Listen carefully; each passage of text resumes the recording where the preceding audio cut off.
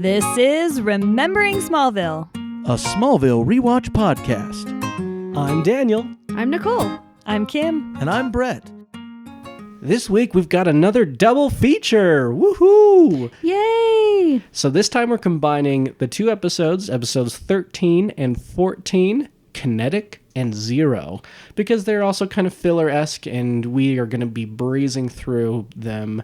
So let's get started in some talking. What's up, everybody? Because we talk Smallville a lot, my Google News feed fills up with articles on Smallville, but I have to be careful what I open so that there are no spoilers for Kim. spoilers. Yeah. Well, that'd be rough because there are some huge spoilery things that happen. So. I know. Okay, this one was so awesome, I thought.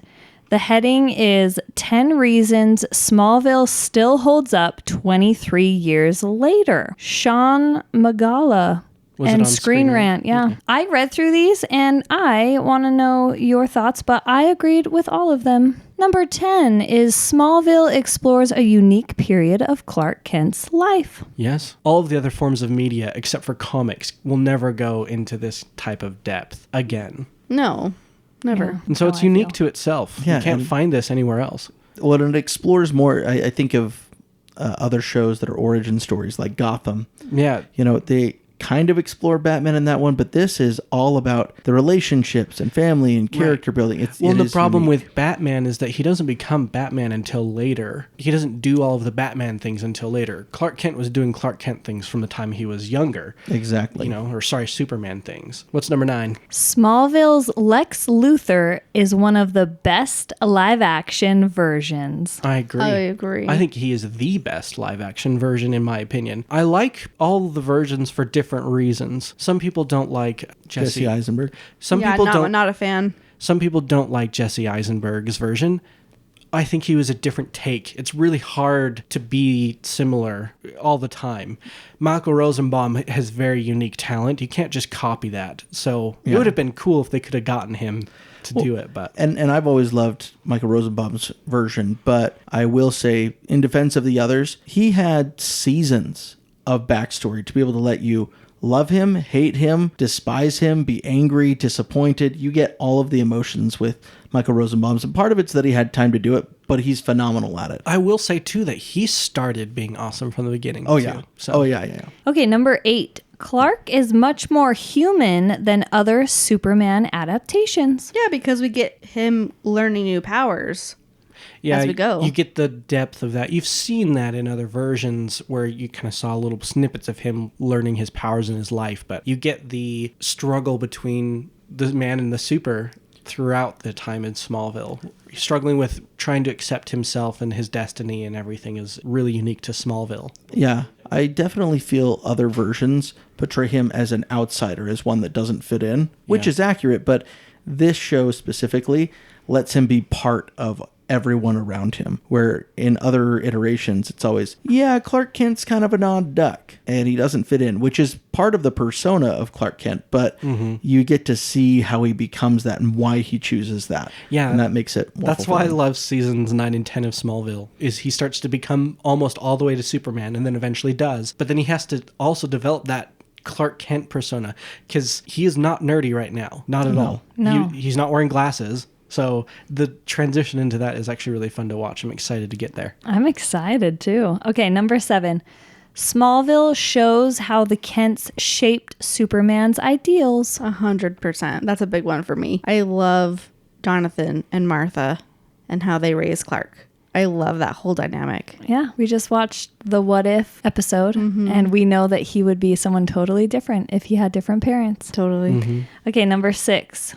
Clark and Lex's relationship adds depth to their eventual rivalry. Oh, yeah. It's one of the reasons this series is so fun. And one big reason why some people really hate it. Is because they are friends. Yeah. I think that they have a hard time getting over it because I think that makes it so much cooler. Like, the friends who become enemies is so much better than some random businessman hating Superman for what reason? Yeah, and there's Yes. a whole genre of like women's romance books that are called enemies to lovers. It's a thing. So why can't there be The opposite. the opposite? Yeah. Friends to enemies. Why not? Oh, yeah. I love that. I don't know if you guys will agree with this. I agree with it 50% of the time. Smallville's practical stunts still look great. The Practical, practical yes. ones all do. CGI, no. Yeah. Yeah. So every time they do a practical stunt, it looks great. Yes. Yes. I Ex- agree. Except now that I'm rewatching it with podcasting eyes, when people fall on top of cars, windows don't explode in Yes. life. It still looks good. But it looks good. Yeah. It and does. and it does look exciting. I like the explosive parts of it. Oh, for sure. All right, number 4. Smallville knew a good Superman was more than his costume. Yeah. Oh, 100%. Because in He all of these never wears seasons, he never even puts it on. Another fun thing about Smallville is that later the actors start directing episodes. Every once in a while you'll see Directed by Tom Welling, directed by a Are couple you of them. serious? Oh, that's beautiful. I'm so So, excited. so they even had, as they really developed their characters and knew them best, they started having a hand in Where they went. their final development. That is genius. Okay, number 3. Smallville told its own stories, so they haven't been remade. Yeah. Yeah, even things that they pulled from comics, they made their own. It's one of the best retellings of certain things. You get a Doomsday arc and stuff. This shouldn't be spoilery, but you get to meet some villains. The main big ones. Yeah, like Doomsday and Brainiac are huge Superman villains. You meet them in the show, and they're in like their infancy, so to speak, which is a super cool way to do it. I loved it. Yes, because nobody ever does that. No. Well, and I think most of us in 2024 are super sick of all the rehashings of stuff. Oh, it's so true. I never thought it would happen, but it is happening for me. I'm like, okay, I'm over it. And people say that there's this thing called superhero fatigue going right now. Mm-hmm. I think it's bad superhero adaption fatigue. yeah, I think, yeah. It's not that we're sick of superheroes. We're watching Smallville and we're liking it. This is a superhero show. I'm not sick of superheroes. I'm sick of badly written stuff. So true. You know? Yeah, I don't want mailed in stuff. Give me something creative and make it fun. And that's I'm why in. Smallville's so fun. It's so creative. And So, unique, and just, yes, having a bad guy of the day is a bit taxing. but that's only like seasons 1 through 2, Exactly. and then every once in a while after that. Yeah, so. while it's building an audience, it has Yeah. to be more episodical, which is very comic-y, but then we get Yeah. bigger storylines as it grows. I think that's probably partly why I love the shows. It feels like a comic book. I love that. Okay, number 2. Tom Welling nailed Superman's earnest goodness. 100%. Yeah. Oh, I mean, look at a picture of him and tell me that doesn't look like a Boy Scout to you. Yeah. I would have a t-shirt with his face that says earnest goodness. That's like the 2 words I would describe him. Would I be sad if Henry Cavill was doing this? No. I would be okay with it. Yeah, I do think Henry Cavill could have done just as good of a job as Doing Tom this, Welling 100%. doing this had Yes. he been the one cast. But he was But busy he doing like wouldn't- Count of Monte Cristo Yeah. and stuff. Yes, yes. And maybe his earnesty and goodness wouldn't be as good. Yeah, True. maybe not. I do think Oh, no. Tom Welling nailed every single bit of it. And you watch him grow. It is awesome. Okay, this is number 1, and this is interesting. Smallville is DC's only teen drama. They tried to do Supergirl after this. But she wasn't Not a Smallville? teenager. No, they're not teenagers. Oh, they're not? Like I thought it the was. Flash and all of those. They're not adults. They're all teenagers. adults. Oh, I see. I'd never watched them because I'm not really a comic book person. I just like hot The dudes. first few seasons of Arrow are great. Yes, The first 3 seasons of The Flash are great. I Yes. didn't really love Supergirl. I didn't either. I thought she was a fun character. The story itself, Yeah. they couldn't get behind, but the actress did Supergirl Yeah. very well. If we want proof of this teen drama and being successful, we actually have to look to Nicole. She's the one that watched this as a teen and loved it because of her teenage years. Where Daniel and I watched it older, and That's why we you're probably watching love it the now. later seasons more, is because they're no longer teenagers in the later seasons. They're in their 20s. They have more adult problems, which are better. I struggle with teen problems. Yes, for sure. For sure. We look at them I love completely teen different. drama. I love it so much. Yeah, she watches like Switched at Birth and other does? teen dramas. Have you ever like watched that. Switched at Birth? No, I hear it's good. It's terrible. It's terribly awesome. It's not good. The acting quality, not great. Plot lines, abysmal. Amazing, absolutely. Same with like Parenthood. Love it. So many I podcasts to can't do, you stand guys. Parenthood either. Parenthood makes me want to die. It's just too real. I don't do real. I just want to watch a show and feel like I'm in a different world. Even if it's our world, I want it to feel like it's not my world. Yes. If I see our modern world too heavily reflected in something, I'm immediately turned off. So every time you have like people saying, "Oh, we're going to make this movie and it's going to reflect the modern world more," I'm like, bleh. Like the writers of Rings of Power said that, and the writers of The Wheel of Time said that, and I'm like, these are fantasy. Don't reflect our world. They never were meant to. Yes. Yeah, Let us it's not our escape into place. a world that's Yep. different, where they don't have our problems. They have their own problems, Yes. but they're still human. That's how I relate to them, that they're still human, but they're experiencing a completely different reality. That is so much better to me. You know what is a crazy problem? Robbers who can go through walls. Speaking of those robbers, let's get Let's- into the episode. Segue into this episode. I hate the, like, sitting in the car going, "Bleh," getting ready to rob Lex Luthor's house. Do you know what I wrote? I wrote, what an opening for an episode. Yeah, it was a strange I was opening. excited, and then as the episode went on, I'm going to be honest, it got a little cheesy and a little lame. It wasn't my favorite episode. No, I don't think it's anyone's favorite. Why would anyone want a Whitney heavy episode? I know. Whitney and Nell. They're With they're a my bunch of nemesis. adults that don't want to be adults. Yeah. And we have Chloe and Clark in the mansion with Lex, and Chloe's criticizing Lex, and I noticed that, you know, Clark says, "Chloe, calm down," but Lex is like, "No, let her. If we can't take criticism, then what's the point?" I just love how well Lex tends to take everything throughout the show. He takes criticism well, he takes hardship pretty well, like he just responds well to things for the most part. It's good sign of maturity, and it's good things to teach Clark as well. Do you think Clark learned some life lessons from Lex? Oh yeah, he's like a big brother figure to him. That his, that he wouldn't have gone through with his parents and on the farm. Chloe is doing an interview with Lex. Lex gets a call, which he says, "I'll take in the conservatory." And Nicole was like, he would have a He would have a conservatory. conservatory. I said. And so Lex goes to take a call in the conservatory, which Chloe rudely assumes means she gets to snoop. Don't love She's a that. reporter. That's how she do. That's how the reporter do. They snoop. Okay. So Clark's putting the camera away. Then the baddies come, which it's kryptonite-y. I mean, it's meteor rock-y. So it makes Clark the woozles. It makes Clark the woozles. Yes. We're keeping that.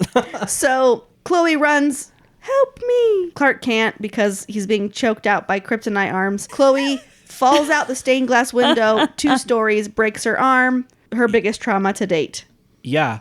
I felt Trauma so tracker. bad for her. And like Clark couldn't save her. And of course, he's filled with the guilt. yeah, this whole episode he's blaming himself and struggling with that. So we go with Clark and Lex to the hospital to check in on how Chloe's doing after her fall. They say she's got a concussion, gonna be okay. Lex did not report the theft. Which really confused me at first.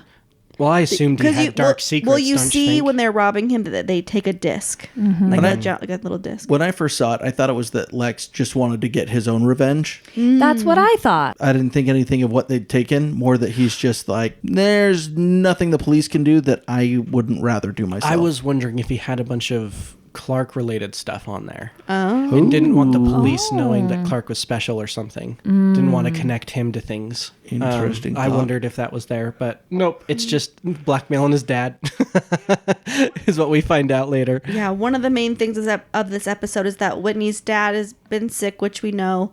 And that means while he's in the hospital and or having tests and or resting, Whitney has to run the shop. And Whitney has also, it turns out, lost his scholarship to Kansas State University. So he's feeling quite hopeless. Which is weird to me because it's like, okay, so you didn't get the full ride. Can you get a partial? Can you apply at another school and get a full ride at a lesser school? Like, So lesser school, probably. The issue that we had, and Kim and I talked about this when it happened, she's thinking, why did he lose it? The season's already over. So there's really only a couple things. It would be Grades. if you have a criminal record, which we haven't seen yet. Grades is where it's most likely losing the scholarship. Your GPA drops too low, and he's already talked about that to Lana, that he's behind on assignments and because she he's was like working at the offering store. to help with him. Yeah. So his grades drop. Now he's not eligible for that scholarship because his grades are too low. that's So too bad. it didn't get taken away from him. He lost it. Yeah. Right. which is Which rough. would, I guess that would feel even worse, maybe, than the unfairness. Because unfairness, you have no control over it. But when you make a mistake, it probably compounds the difficulty. Well, and he's trying to do the best he can for his dad and his family, taking over while his dad's in the hospital. So he feels like he's doing the nice thing, but hurts his own future in the process. I loved the practical effect of Clark before this when he was splitting the wood with his hand. Really good practical effect. That wood went everywhere. And Jonathan's like, we want wood, not Toothpicks. Toothpicks, yeah. And then they encouraged Clark to actually go and sniff out the crime. Because which- he's feeling so guilty about not saving Chloe. So his mom's like, well, go see what you can find out. Yeah. And he's at the store with Whitney, and he's confronting Whitney, and then he notices the guys and their tattoos. They look similar, but he doesn't connect it yet. And one of the guys... It's for us. Yeah, it's for us. But guy number one at the store, he's like kind of the leader guy. I don't even The know what short, his name is. dark-haired guy? Short-haired... Not the blonde guy? He's a character I really like in Stargate SG-1 and then Stargate Atlantis, named Major Lorne. Really liked him. He's so nice in that TV show. Absolutely opposite type of character in this. So it was kind of funny for me to see it. That's funny that you bring that up.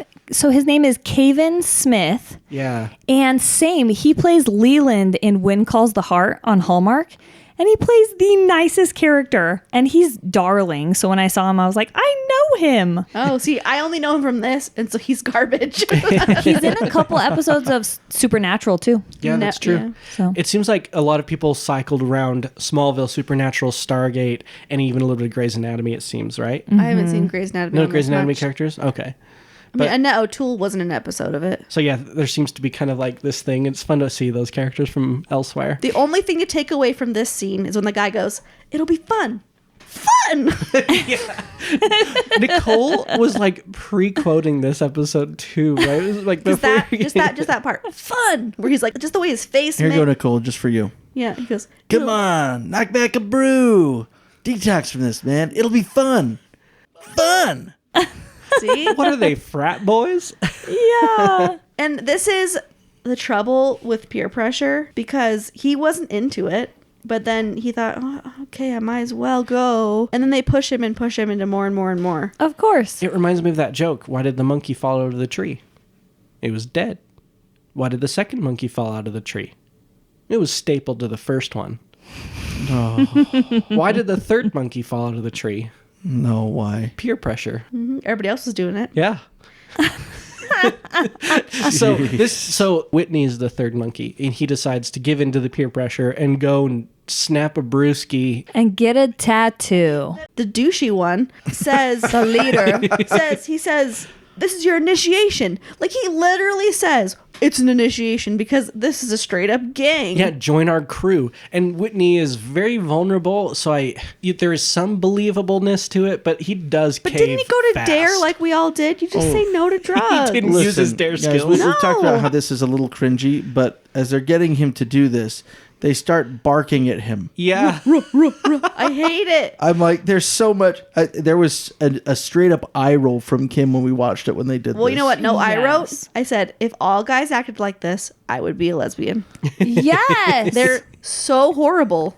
There's nothing appealing about them. No. I wonder if there are some women who think that guys are all like this. Because those are the 100%. guys they've been around their Maybe. whole Yes, lives. those are the guys they've dated, were raised with. Yes, I was one of them for sure. Then I met Brett, and I was like, oh, all men aren't jerks. Okay, I get it. And not everyone in my life is like that, but yeah. So I should note the reason that they're even interested in Whitney is because of the sporting connection. Yeah. But it's because their tattoos aren't lasting as long and they need fresh meat. There's like a fall off from it that's getting It harder lasts and harder to less deal and with. less each time they do it. So explain this to me because I'm still confused. So what? The tattoos just don't last as long the more they get. I think the I more think it's the more it's in their kryptonite system, that doesn't last as long. Their body metabolizes it somehow or because something. it's slowly getting more Less effective adapt for to them. it. Think of it like a drug where Tolerance. you can get your high, and then the next time you get less and less high out of it. They're you getting have to less do- and less time So out of then, it. Yeah. when they stop being able to walk through walls, they'll use Whitney to That's the walk idea. through They the kind of walls? That's the idea. say They that. they need to like a secondary crew to now start doing their dirty work. So they need to like train Whitney up and get some more people because in their mind, if they hit Lex, they're set. Yeah, because there's two factors to their limit. time limit, and then the entropy of that seems to be running out. And then the second thing is you only have so much skin you can tattoo. But you can tattoo over a tattoo. So Couldn't why you just can't drink it? Yeah, or like maybe it Yeah. only works in the walking through walls bit through the tattoo. It's weird. This is not a perfect episode because they can No. go through some stuff and not other stuff. They can choose when they want to go through stuff. Well, yeah, it's a bit 'cause silly and convoluted. That's always how I felt about going through solid objects powers, is that their feet never have an issue with that, like standing while they're going. Like they can stand on one foot, go through a wall with their other, and that foot would have responded to gravity and dropped.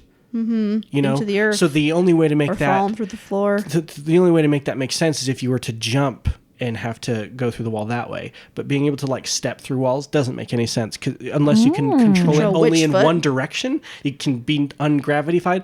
I've always struggled with that particular type of power portrayed. Yeah. You know, there's an X-Men, what's her face, Kitty, Who cares? that does it too. I just have never liked it. So, you know, it's a hard power to work with. If I were a writer, I would never do it. Yeah. Yeah. So in this episode, there's quite a few individuals that try to reassure Clark and let him know that it's not his fault. He can't be responsible for everyone. And I wanted a specific quote that I had from Lex. I wanted to share this one because it's something that Daniel's brought up about Superman and Clark Kent's character and what it represents. So as Clark is feeling guilty, he's talking to Lex. Lex says, "You can't save the world, Clark. All you'll end up with is a messiah complex and a lot of enemies," which is actually kind of what Superman ends up being.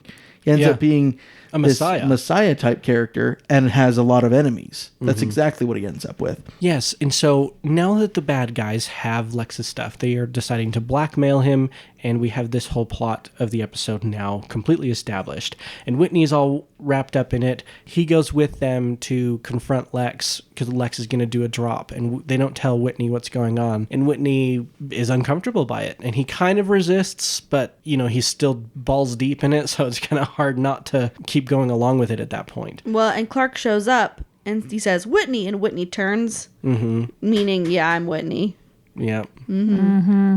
He's not practiced in the criminal ways yet of No. being he's able to not. keep his identity hidden. So quick call out to the hospital. So we know this hospital has purple hallways. Yeah. The room that Chloe is staying in is half pink, half orange. Oh, Yeah, I this just thought, hospital's wow. really colorful. You see it several times in the show. And Really? It's super colorful.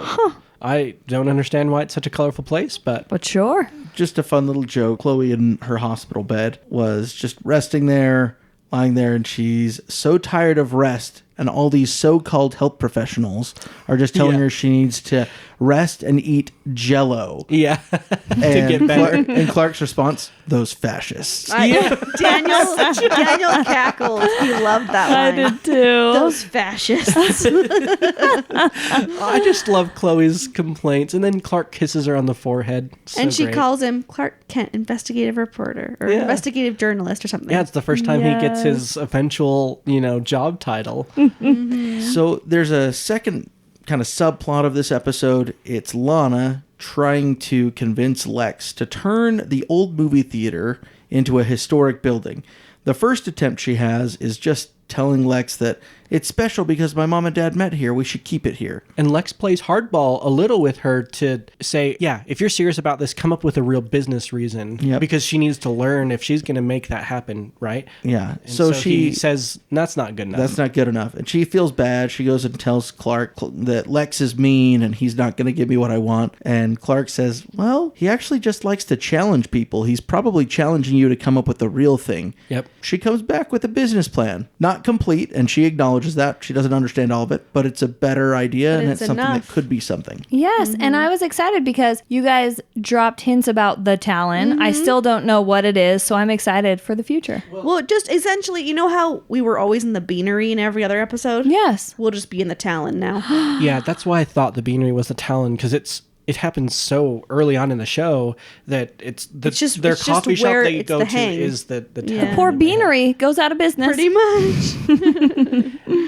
So as that's going on, Mystery Inc. figures out the connection between all of the guys and figures out who they are, that they were former football stars at Smallville, and they've turned into crime. Whitney also has a change of heart. And Whitney has the change of heart. Comes to help and says, I know where they live. I know where they are. Let's go there. They're all sleeping. It made Whitney redeem himself a little bit for me. That he realized the error of his ways. Yeah, and he changed, and he went to foil their plans, and so he and Clark actually go together, much to Clark's extreme joy. And they find the disc. Yeah, Clark does it with his that they were X-ray blackmailing. eyes. Clark eventually he crushes it, meaning now their blackmailing plot is foiled.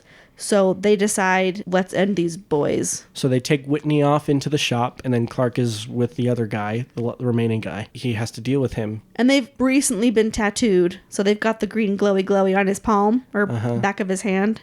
And as they're, standing there, bad guy number one, whatever his name is. I don't know what his name is in the episode. We'll just, whatever. We're really bad podcasters. Sorry, everyone. We should have all this research, but I think when we watch it, we just are enjoying ourselves. Yeah. Yes. And so we're not doing all this background research like a professional podcast with producers. We're just 4 friends in a room. So if you want us to have producers and do research like this, give us money.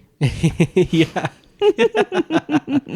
So anyway, he's holding Whitney because he's got the tattoo and he'll survive the car being dropped on him.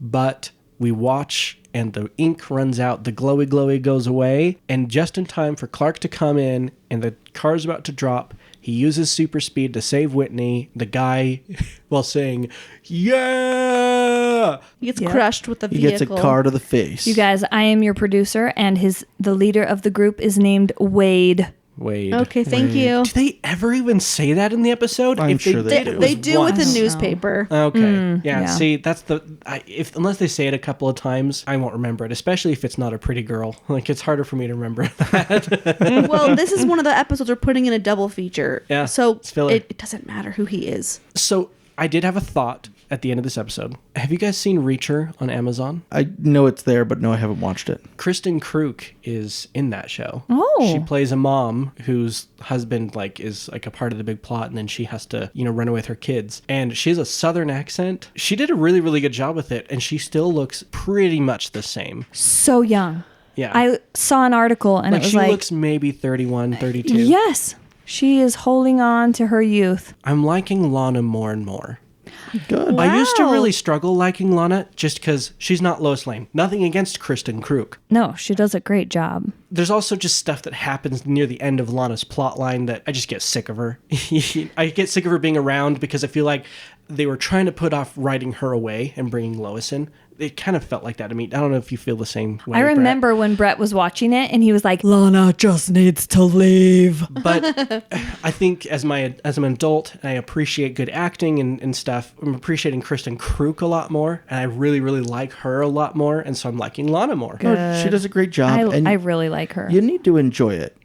Because if you're watching the whole series, we all know that Clark ends up with Lois. Mm-hmm. But right now, you need to buy into the series and throw out all outside understanding and just come in and say, no, this is what he wants, and she likes him, and it's a cute love story to cheer for. Mm-hmm. It's a fun love story to cheer for. And you don't want Clark to be single and or lonely until he meets her. Yeah, that's how want other him to have Superman experience. It's his young love, right? He'll have His a more first mature love. relationship when he's more mature. And it is comic accurate. His first love was Lana. Like Peter Parker's first love was Gwen Stacy. Mm-hmm. And only Amazing Spider-Man is the only one that ever did that right. So Yes. I think that's pretty much everything. Yeah, the main takeaways: gangs are bad. Don't be a bully.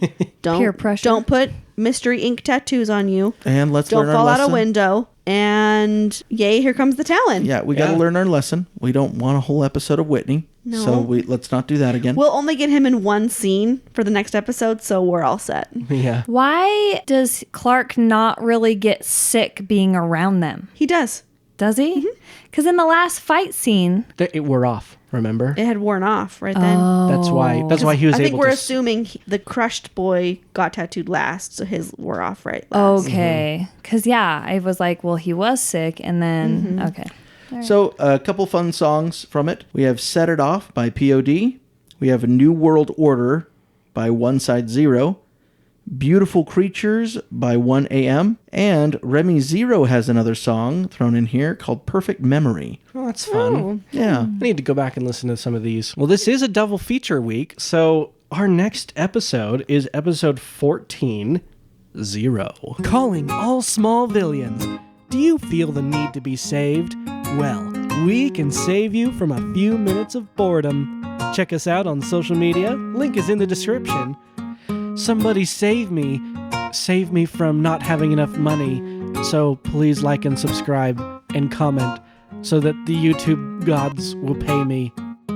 So let's dive into this episode. We open up with this crazy, like... Upside down. Yeah, almost horror-esque. I know. And this is how you can tell it's a filler, because this is one of those things where it's like a big thing that's happening that's totally going to be inconsequential later. You can, like, there's no way that they're even going to reference it that It much. had me fooled. We have been referencing Club Zero We have been, but 4 times, maybe. that's just like a minor detail about Lex's past that we've never really learned about. This is a very Lex-heavy episode. Yeah. You guys, I wrote one note on this episode. We'll get to it at the end. Well, what's About your note? His hair? What's your note? Whitney got a haircut. I literally wrote the exact same note. The same note. I was like, I wrote nothing it- needs to be written down I except wrote Whitney it so got a haircut. sloppily. It's right here. Look at this chaos. Whitney got a haircut. Like it is. Like that's a crazy person. wrote this Everything note. else can just be watched and you get to learn about Club Zero. But Whitney got a haircut. Okay, question. Does this haircut make Whitney likable? so much no, better. but so much better. So much we better. don't like him, but he's easier on the eyes. I don't even think he had any lines in this episode. Thank the heavens. Oh, man. Poor Whitney. Whitney and Nell can move to an island. And be happy together. Go. So the big plot point of this episode is that there was a rave at Club 3 Zero. years ago. 3 years ago, and Lex brought a friend with him. At first I thought he was... Girlfriend, but it's not. Yeah, I thought he was like cheating with her. No, he was just taking her out in the town, trying to give her a good time because her husband, or her future husband, was about to come home and she needed to get out of the house. But Lex always has a plan. Well, he knew what this guy was really doing when he was gone, and so he wanted his friend to know. Her name's Amanda. Yeah, you don't tell your friend that they're... You know so-and-so's cheating. Because when you do that, you can hurt them. And then we see that there's some type of debacle at the club, and cheater man Royce ends up dead in club. And we have a second character from Stargate in a row. He was actually a pretty prominent character named Jonas Quinn in Stargate SG-1. Oh. And then he appears like later a little bit. And again, super nice guy, really great character in the show. I liked him a lot. And he's a bad guy, sort of. Like, I mean, he's not like a super villain or something, but yeah, he's not a nice guy at all. He's cheater man. And then after that, we get the Talon is about to be opened. And they're doing being renovated. Yeah, it's being finally renovated. They're going to have opening night soon. And of course, problems. You guys have worked with construction people. There's always problems, right? Always. And it's always over budget. And they can never tell you what the quote is. No. Or what that quote includes. It's never done on time. Right. And then we get to Lex talking to this guy who is from his past, who was at the club as well. And he says that Jude is back in town, like that he saw him. And Lex gives him a key and says, I have an apartment. Go there. You'll be safe. Yeah, this was like a security guard at the club. He was one right? of the bouncers. Yeah. My question, he gives him a key and that's it. How is Yeah. he going to find the apartment with the key? With just a key. Hey, there's an Every apartment door I in have in the Metropolis. city. I'll text you the. Oh, wait, we don't text. Yeah, we don't have any of that. Like, here's the address, or I'll tell you the address. Call me later for it, or go over here. Maybe the address is written on the key, Daniel. But also, why does Lex have that key in his pocket? at Always that for a time? possible escape. Safe house. He is prepared. That was nuts. It's for show and drama. We have a B storyline that's a lot more calm than this Yeah. Club Zero mystery. The children have been given an assignment to do like a history on a classmate. Yeah, and they were assigned Clark classmates. gets Lana. He's so happy. Of course. Pete gets some random dude who runs the school store, and that's his entire personality. Yeah. And Chloe gets Clark. And I love they're it. like, "Oh, you got the hard one, Chloe. Clark's a mystery."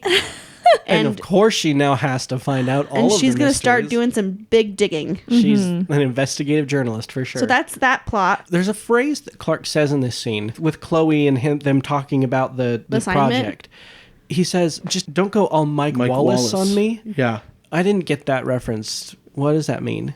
Maybe you older people can tell me. We're the same age. I'm 4 years younger than all of you, so shut up. Let me show you who Mike Wallace is. You're going to recognize him right away. He's a news personality for years and years and years. And then he did game shows as well. But So he's just an investigative journalist from the 1990s. he was one of the originals from 60 Minutes. Okay, well, that makes more sense. I have been learned. I do hate this episode for one reason. It Clark and sucks. Chloe are fighting. Oh gosh. Oh, Listen, in case I you just hate- listeners haven't found out, Daniel still has a thing for Chloe. Yeah. I know what it is. I like the underdog. I root for the underdog. When I root for sports and I don't care about either team, I root for whichever one is the underdog. And Chloe right now is the underdog. So as the show progresses, they become such a tight team of friends that when I see them fighting and struggling and having tension between them, I really, really don't like it because they're so great together as a team and they do such good work together throughout the show. And I love that. I just hate when they're angry at each other and being all pissy. I That's get fair. that. So in Arrow, are you a Felicity fan or a Laurel fan? Felicity. I wasn't. It was forced to me. I love Felicity, but the whole first season, the whole reason he survives is to get back to Laurel. Yeah, I know. Drove me nuts. Anyways. Yeah. No, side note. Felicity's character is way better than Laurel. Oh, but yeah. the love story, it needed to end with Laurel. And I that know was- because she's the canon girl. for No, him, not just the essentially. canon. Just But that was Chloe the whole reminds purpose me. of why he Yeah. survived. Right. Chloe reminds me a lot of Felicity. That makes sense. Okay, and then we get to the part where Chloe sits the Kents down. And I kind of love this part because she is grilling them about Clark. And they're like, I'm sorry about the peas. They like tell her that he hates peas. Yeah. Like we're just like, because she's digging into his like adoption. Yeah. And that isn't And they're nervous. a thing that they can discuss. well, in normal people, it wouldn't be that big of a deal, really. No. No, they'd digging say, into oh, that. yeah, we applied and it took 3 years and we found this birth mother and her name was Gladys and she had 8 children at once and she could only keep 7. So we got the other. Like, there's going to be a story.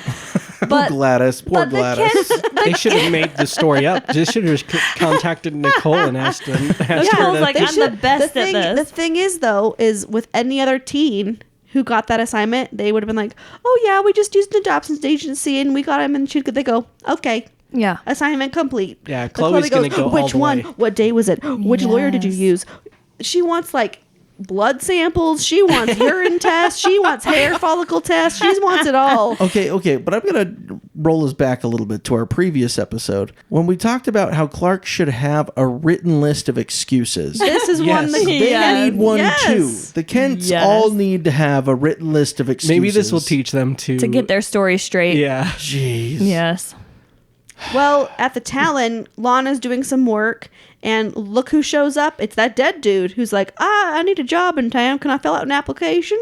That's And- totally his accent. Yes, everyone that I mimic in this show has kind of one of these. Yep. And that kind of freaks him out. Yeah, because Because Lex learns shows up that and he learns and he sees the application and is like, no, that guy. That's a dead guy's don't worry about name. that. Jude Royce is dead. And I don't know if we've hit this part or not, but when Lex gets in his car outside the Talon, the music's super loud and his car's been like altered with like a Tampered CD. with? Yeah. So we turned the closed caption on and the CD is saying, "Killer, money won't save you." That's significant. Oh, okay, because I was a little confused.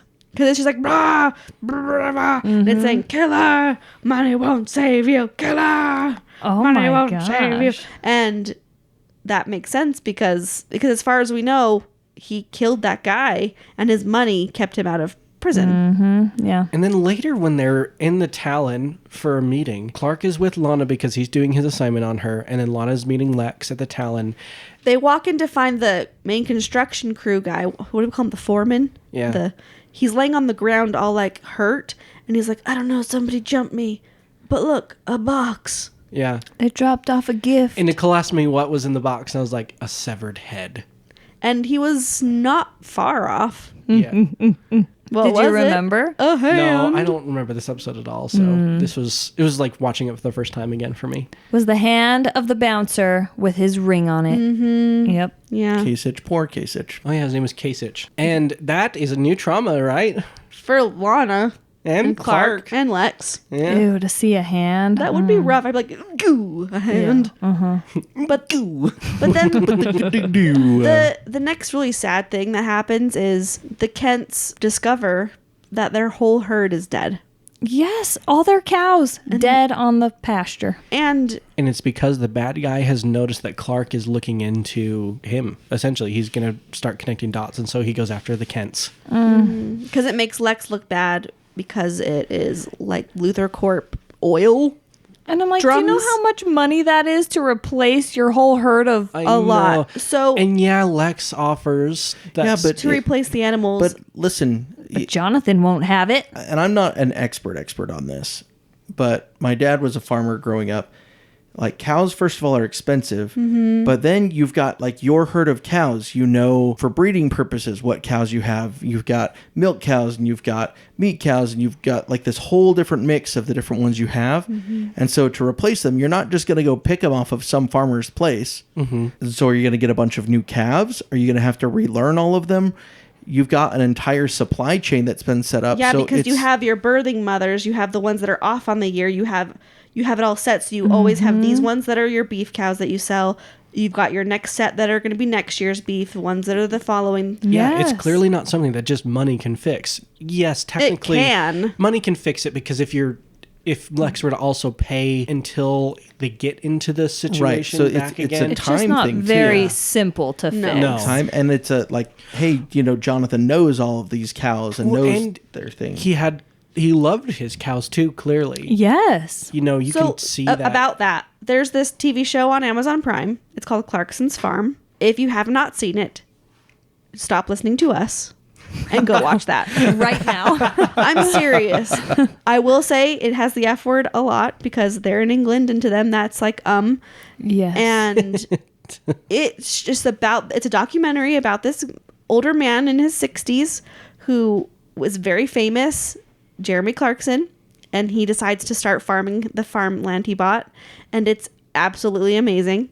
And he gets cows, and season 3 just dropped, and if you haven't seen it, I'm going to give you a little bit of a spoiler, so everyone who doesn't want to know, just it's not that big of a Cover spoiler. your ears for 5 seconds. But there's some issues with some planning permission, and he had all these cows that he had planned to birth more, eat some, all that. And because of this planning permission, he wasn't allowed to use the cows for what he wanted, so he had to sell them. And he literally is heartbroken watching his cows go.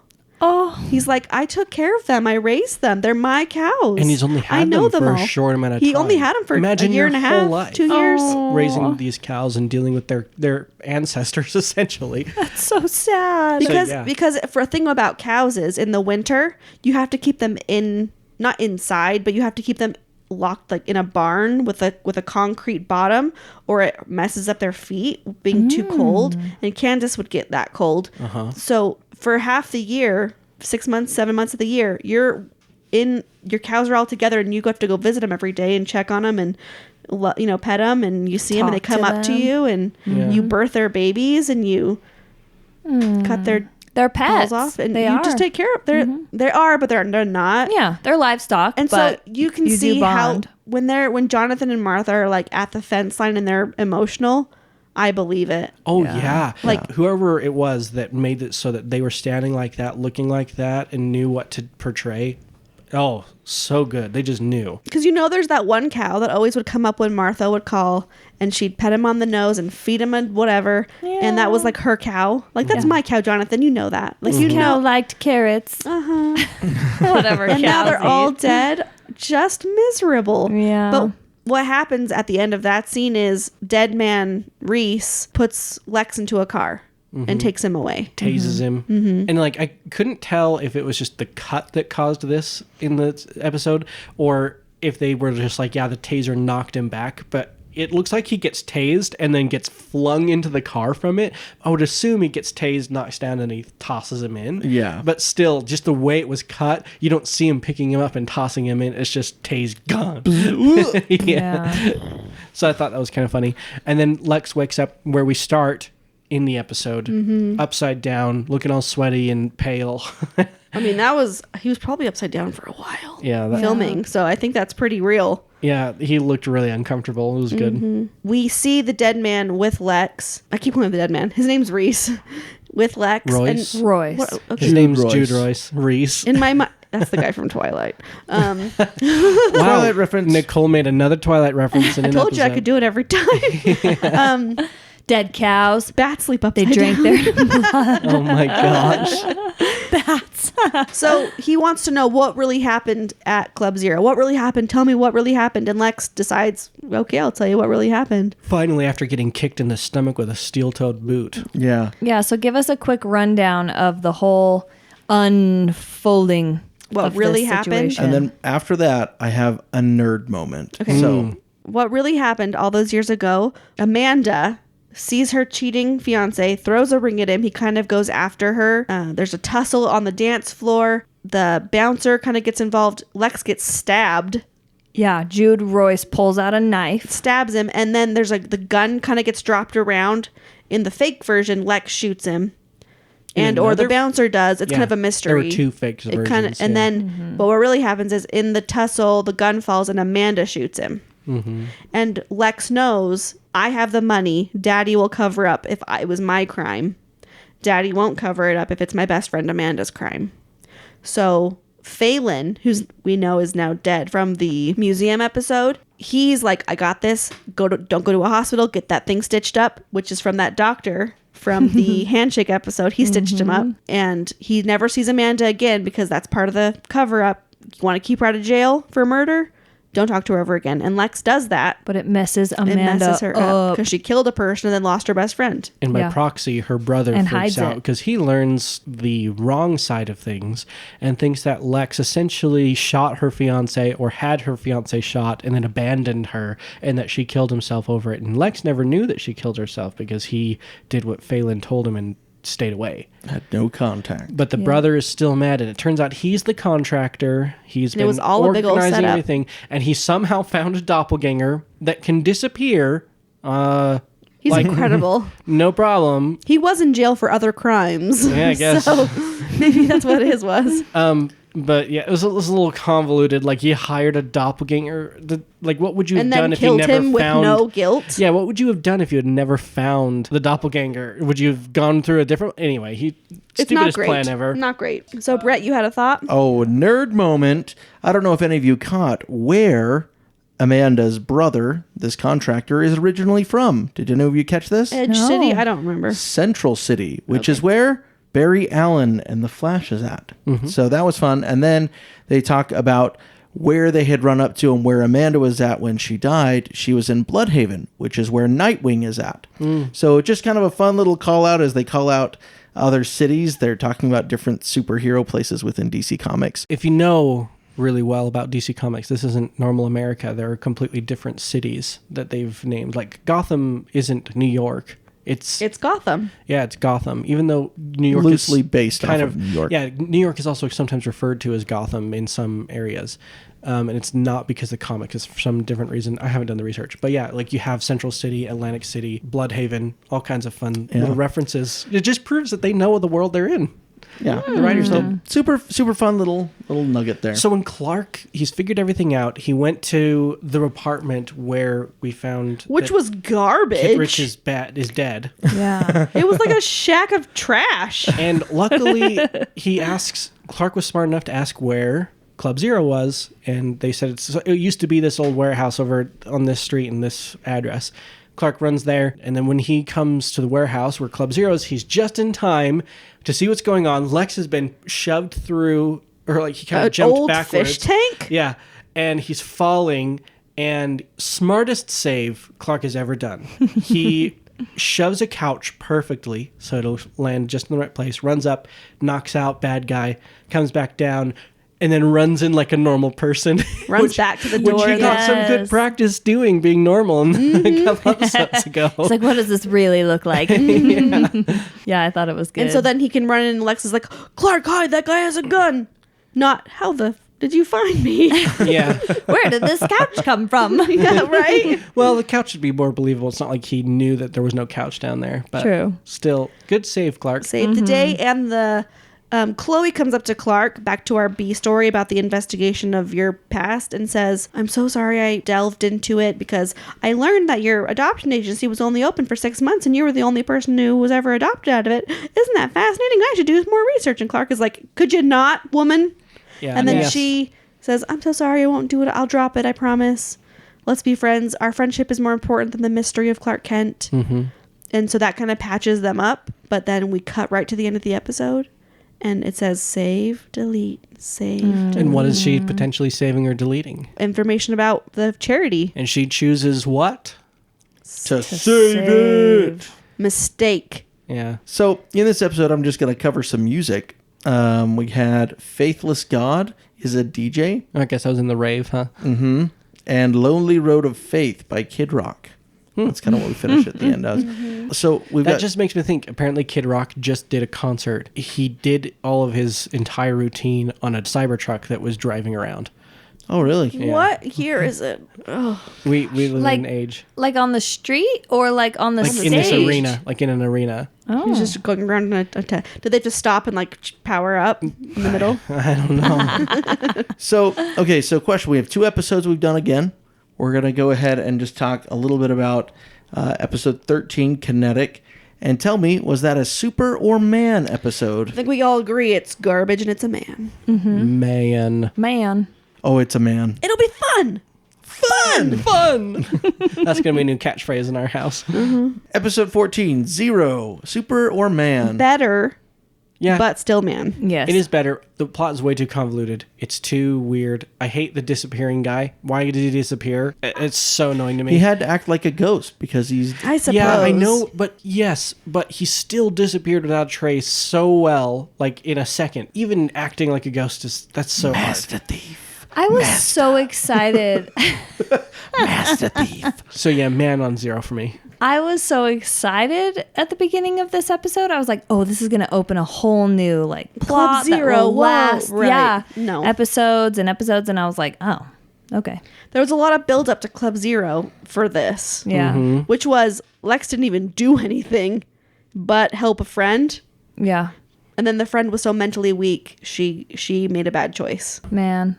Man. Man on 0. I don't think that... Honestly, I think you could skip this in a rewatch as well. Yeah, both of these Both episodes. of these. So thanks for listening to us talk about it, but you don't need to. Now you know these 2 episodes in a nutshell, and you don't have to watch it. Yeah. If you're curious a ton, I guess, about episode 0, you could see the mystery unfold in 0. But if you've just listened, we've ruined it for you. Yeah. Remember, this is a rewatch podcast, not a pre-watch podcast. So if you haven't seen these, watch them before you start, okay? Yeah. Like me. Yeah, go ahead and watch these episodes before you join us, and we'll try to let you know if we're doing double features in advance so that you can watch both before we talk about It is also in the title, so you could always watch half them. and Yeah. then come back. Pause us. But we trust you, listener. We trust you. You can pause a podcast episode? Yes, I do it all the time. Oh my gosh. And if you are watching, it's a podcast, dummy. If you're listening, make sure that you like, follow, interact with, like be a part of our little podcast. Comment on a post and I'll read it Subscribe. on the podcast and I'll say, Jim from Southampton said, great podcast. Wouldn't that be nice if I could do that for you, listener, dear listener? Yeah, maybe you're lonely and you wish to be heard. Let Don't us you know. want someone on a podcast to say your name? Because I did that once. For a Gilmore Girls podcast, I commented and they said, oh, Nicole said da-da-da-da-da. And I felt so validated. So that could be you, dear listener. That could be you. And on that incredible note, we'll see you all later. Bye. Thank you for remembering Smallville with us. Join us next week when...